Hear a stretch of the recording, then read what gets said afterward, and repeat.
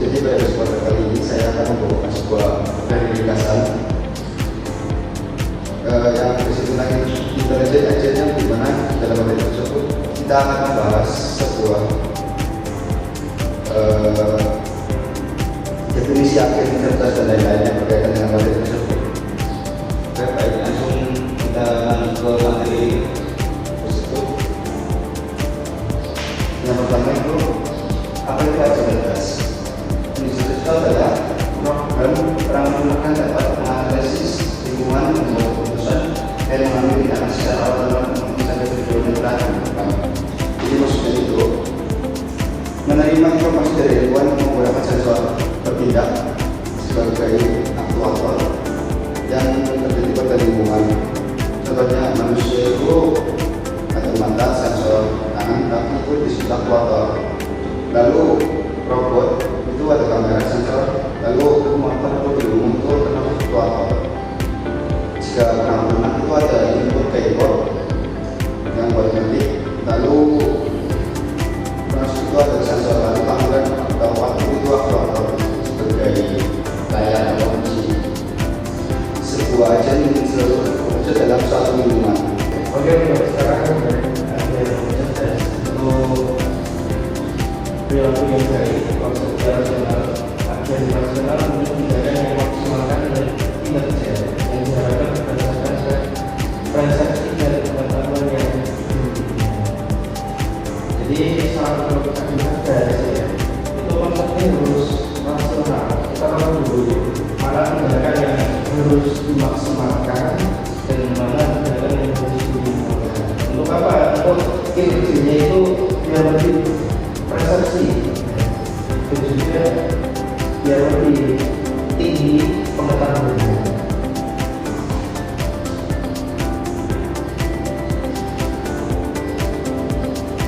Untuk ukuran mengerjakan program bisa menilai keberhasilan misalnya jual baterai bersih atau robot yang tidak berdua. Jadi kita harus tahu dulu kita nilai keberhasilan.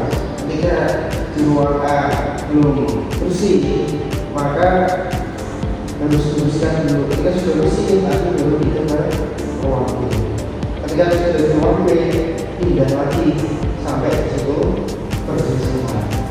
Itu untuk kesempurnaan ya. Karena kita harus tahu kita sebagai agen itu tidak perlu tahu, ya, tidak perlu tahu semua, tetapi harus membuat keputusan baik berdasarkan informasi yang sudah ada. Jadi karena kita itu pengen buat sesuatu di dalam sebuah lingkungan, ya, terus di situ menggunakan beberapa cara seperti tadi contohnya yang penyedot debu, maka kita harus membuat rencana dulu. Ini kalau sudah di lingkup A harus ke lingkup B, dan lingkup B harus ke lingkup C. Jadi harus membuat keputusan yang baik. Karena kita perlu mengetahui semuanya untuk kita modifikasi saja.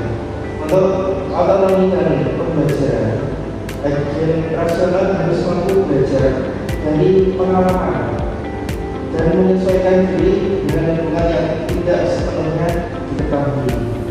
Jadi kalau misalkan kita membuat suatu agen cerdas, ya, maka kita tahu dulu mana porsinya, kita harus melihat kondisinya, terus baru kita menuliskan rancangannya.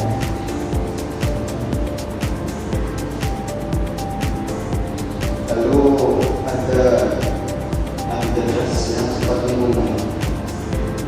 Jadi saya baca itu lingkungan dapat disebut beras, performance, environment, dan soal. Kalau P itu termasuk ukuran kerja. Kalau E environment itu lingkungan. Kalau aktuator, A itu adalah aktuator dan S itu adalah sensor.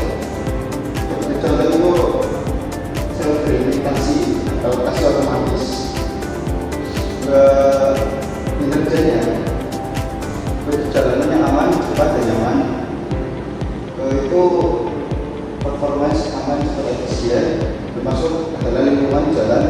lalu lintas cuaca.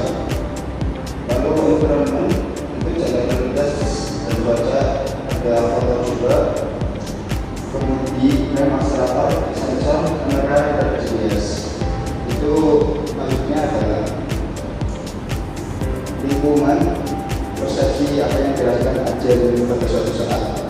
Urutan persepsi itu adalah semua persepsi yang pernah diterima agen. Jadi tindakan apa yang dilakukan agen sebagai respon. Fungsi agen menentukan tindakan apa yang harus diambil berdasarkan persepsi. Program agen adalah partai sebenarnya yang menjalankan fungsi ini sebagai agen rasional.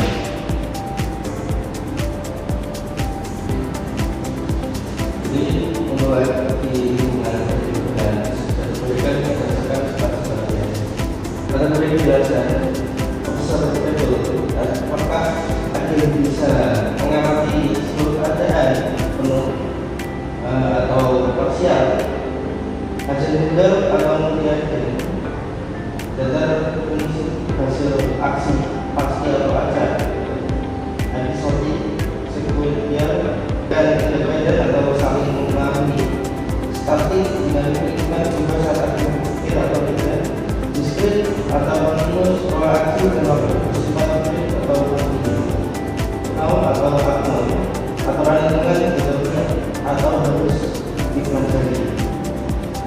Jadi akhirnya akhirnya bisa mengamati seluruh keadaan.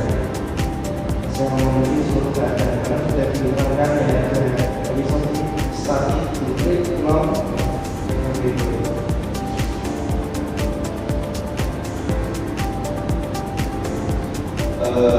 Asbestos itu termasuk terdiri dari struktur agen. Pertama tipe utama agen yang sudah terkait agen itu perbedaannya berdasarkan persepsi saat ini apa mengenai masa lalu. Itu seperti contohnya itu jika bapak bersihkan jika bersih lalu hingga model reservoir agen menyimpan model tentang dunia untuk mengatasi pengamatan parsial. Berbasis agen memilih tindakan berdasarkan tujuan yang ingin dicapai. Mengikuti agen menggunakan fungsi utilitas untuk memilih tindakan yang dimaksudkan kewajaran atau nilai yang diharapkan. Jadi kalau misalnya saya menjelaskan itu struktur agen itu terdiri dari dua. Jadi misalnya kita lebih mendalami lagi, agen itu sebenarnya bereaksi dari terhadap proses saat ini menggunakan aturan if dan sederhana tapi terbatas.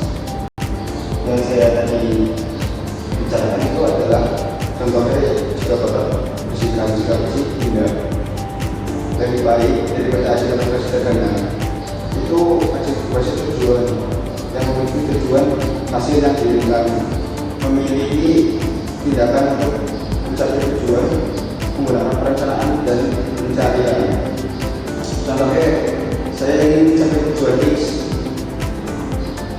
Kalau misalnya ada agen aktivitas menentukan nilai aktivitas untuk membandingkan hasil. Membawa perencanaan atau yang akan terdiri dari empat komponen, yaitu komponen yang mana kemudian melakukan tindakan.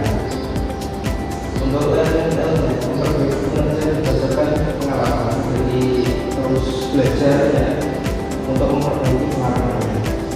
Ada kritik untuk memberikan tempat kali, karena ada kata hasil masalah sebenarnya kita sebut kritik untuk memberikan tempat kali.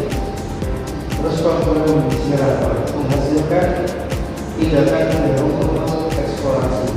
Karena kalau misalkan akhir itu sudah melakukan tugasnya, kadang bingung.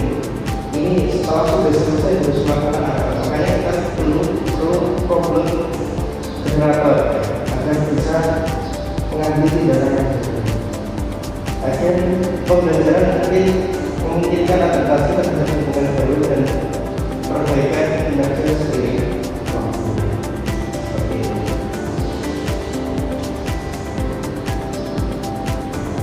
Kesimpulannya, agen persepsi itu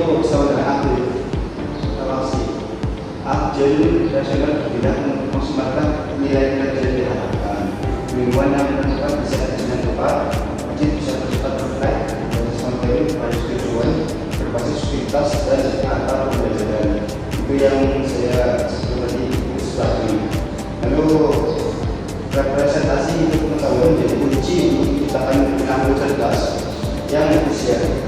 Poin penting itu adalah ajaran cerdas itu sangat berpikir dan bertindak.